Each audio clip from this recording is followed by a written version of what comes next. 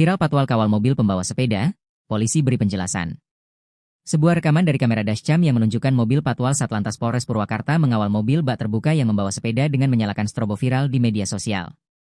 Polisi kemudian memberikan klarifikasi bahwa mereka tengah mengawal pesepeda yang mengalami kecelakaan di Paranggombong menuju rumah sakit. Dalam video klarifikasi yang diunggah di media sosial, terlihat pesepeda yang dikawal sedang berbaring di tempat tidur rumah sakit.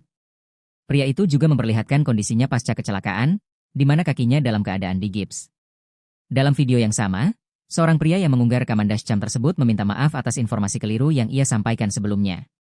Kasat Lantas Polres Purwakarta, AKP Mutia Hansa Nurwijaya, menegaskan bahwa saat itu petugas sedang mengantar AJS, pesepeda asal Karawang yang kecelakaan pada Selasa, 30 September 2025, sekitar pukul 16.20 waktu Indonesia Barat. Kami mengawal pesepeda yang kecelakaan ke rumah sakit, kata Mutia saat dikonfirmasi Kompas.com melalui telepon pada Kamis, 2 Oktober 2025.